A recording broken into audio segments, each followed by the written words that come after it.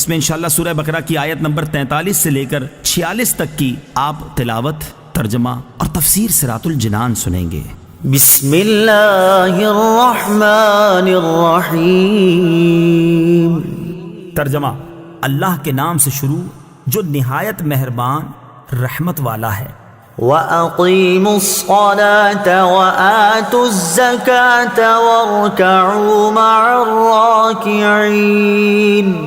ترجمہ: اور نماز قائم رکھو اور زکوٰۃ ادا کرو اور رکوع کرنے والوں کے ساتھ رکوع کرو۔ وَأَقِيمُوا الصَّلَاةَ، اور نماز قائم رکھو۔ اس سے پہلی آیات میں یہودیوں کو ایمان لانے کا حکم دیا گیا، پھر انہیں حق کو باطل کے ساتھ ملانے اور نبی کریم علیہ الصلوۃ والسلام کی نبوت کے دلائل چھپانے سے منع کیا گیا۔ اب ان کے سامنے وہ شرعی احکام بیان کیے جا رہے ہیں جو ایمان قبول کرنے کے بعد ان پر لازم ہیں۔ چنانچہ فرمایا گیا کہ اے یہودیوں، تم ایمان قبول کر کے مسلمانوں کی طرح 5 نمازیں ان کے حقوق اور شرائط کے ساتھ ادا کرو، اور جس طرح مسلمان اپنے مالوں کی زکوٰۃ ادا کرتے ہیں اسی طرح تم بھی اپنے مالوں کی زکوٰۃ دو، اور میرے حبیب علیہ الصلوۃ والسلام اور ان کے صحابہ کے ساتھ با جماعت نماز ادا کرو۔ با جماعت نماز ادا کرنے کی اہمیت اور فضائل۔ اس آیت میں جماعت کے ساتھ نماز ادا کرنے کی ترغیب بھی ہے، اور احادیث میں جماعت کے ساتھ نماز ادا کرنے کے کثیر فضائل بیان کیے گئے ہیں۔ چنانچہ بخاری شریف کی حدیث ہے، حضرت عبداللہ بن عمر رضی اللہ تعالی عنہما سے روایت ہے، نبی اکرم صلی اللہ تعالی علیہ وسلم نے ارشاد فرمایا، جماعت کے ساتھ نماز پڑھنا تنہا پڑھنے سے 27 درجے زیادہ فضیلت رکھتا ہے۔ حضرت عثمان غنی رضی اللہ تعالیٰ عنہ کے غلام حضرت حمران رضی اللہ تعالیٰ عنہ سے روایت ہے، حضور اقدس صلی اللہ تعالیٰ علیہ وسلم نے ارشاد فرمایا، جس نے کامل وضو کیا پھر فرض نماز کے لیے چلا اور امام کے ساتھ نماز پڑھی، اس کے گناہ بخش دیے جائیں گے۔ أَتَأْمُرُونَ النَّاسَ بِالْبِرِّ وَتَنْسَوْنَ أَنفُسَكُمْ وَأَنْتُمْ تَتْلُونَ الْكِتَابَ أَفَلَا تَعْقِلُونَ۔ ترجمہ: کیا تم لوگوں کو بھلائی کا حکم دیتے ہو اور اپنے آپ کو بھولتے ہو، حالانکہ تم کتاب پڑھتے ہو، تو کیا تمہیں عقل نہیں؟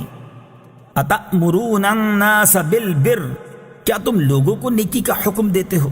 تفسیر صراط الجنان میں ہے، یہ آیت مبارکہ ان یہودی علماء کے بارے میں ہے جن سے ان کے مسلمان رشتہ داروں نے دین اسلام کے متعلق دریافت کیا تو انہوں نے کہا تم اس دین پر قائم رہو، محمد صلی اللہ تعالی علیہ وسلم کا دین حق اور کلام سچا ہے۔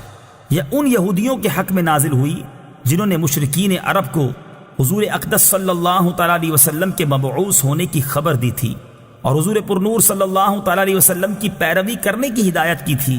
پھر جب نبی پاک علیہ الصلوۃ والسلام مبعوث ہوئے تو یہ ہدایت کرنے والے حسد سے خود کافر ہو گئے، تو انہیں فرمایا گیا کہ لوگوں کو نیکی کا حکم دیتے ہو اور خود کو بھلاتے ہو۔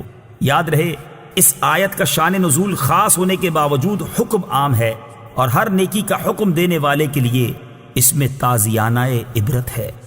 وَاسْتَعِينُوا بِالصَّبْرِ وَالصَّلَاةِ وَإِنَّهَا لَكَبِيرَةٌ إِلَّا عَلَى الْخَاشِعِينَ الَّذِينَ يَظُنُّونَ أَنَّهُم مُّلَاقُو رَبِّهِمْ وَأَنَّهُمْ إِلَيْهِ رَاجِعُونَ۔ ترجمہ: اور صبر اور نماز سے مدد حاصل کرو، اور بے شک نماز ضرور بھاری ہے مگر ان پر جو دل سے میری طرف جھکتے ہیں، جنہیں یقین ہے کہ انہیں اپنے رب سے ملنا ہے اور انہیں اسی کی طرف لوٹ کر جانا ہے۔ وَاسْتَعِينُوا بِالصَّبْرِ وَالصَّلَاةِ، اور صبر اور نماز سے مدد حاصل کرو۔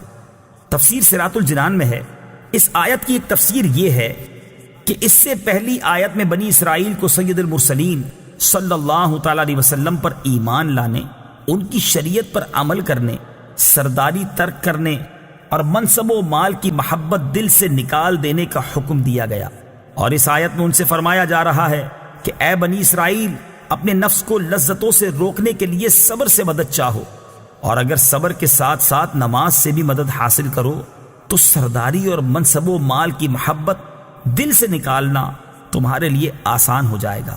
بے شک نماز ضرور بھاری ہے، البتہ ان لوگوں پر بھاری نہیں جو دل سے میری طرف جھکتے ہیں۔ دوسری تفسیر یہ ہے کہ اے مسلمانوں، تم رضائے الہی کے حصول اور اپنی حاجتوں کی تکمیل میں صبر اور نماز سے مدد چاہو۔ سبحان اللہ، کیا پاکیزہ تعلیم ہے! صبر کی وجہ سے قلبی قوت میں اضافہ ہے، اور نماز کی برکت سے اللہ تعالیٰ سے تعلق مضبوط ہوتا ہے، اور یہ دونوں چیزیں پریشانیوں کو برداشت کرنے اور انہیں دور کرنے میں سب سے بڑی معاون ہیں۔ انہا لکبیرۃ الا علی الخاشعین، بے شک نماز ضرور بھاری ہے مگر ان پر جو دل سے میری طرف جھکتے ہیں۔ تفسیر صراط الجنان میں ہے، آیت کے اس حصے اور اس کے بعد والی آیت کا خلاصہ یہ ہے کہ گناہوں اور خواہشات سے بھرے ہوئے دلوں پر نماز بہت بوجھل ہوتی ہے، اور عشق و محبت الہی سے لبریز اور خوف خدا سے جھکے ہوئے دلوں پر نماز بوجھ نہیں، بلکہ نماز ان کے لیے لذت و سرور اور روحانی و قلبی معراج کا سبب بنتی ہے۔ اور یہ وہ لوگ ہیں جو اپنے رب عز و جل سے ملاقات پر یقین رکھتے ہیں اور اس مولا کریم کے دیدار کی تڑپ رکھتے ہیں۔ اس میں بشارت ہے کہ آخرت میں مومنین کو دیدار الہی کی نعمت نصیب ہوگی، نیز اللہ تعالیٰ سے ملاقات اور اس کی طرف رجوع میں ترغیب و ترہیب دونوں ہیں، اور ان دونوں کو پیش نظر رکھنا نماز میں خشوع پیدا ہونے کا ذریعہ ہے۔ گویا نماز میں خشوع و خضوع قائم رکھنے کا حکم بھی دیا اور اس کے حصول کا طریقہ بھی بتا دیا۔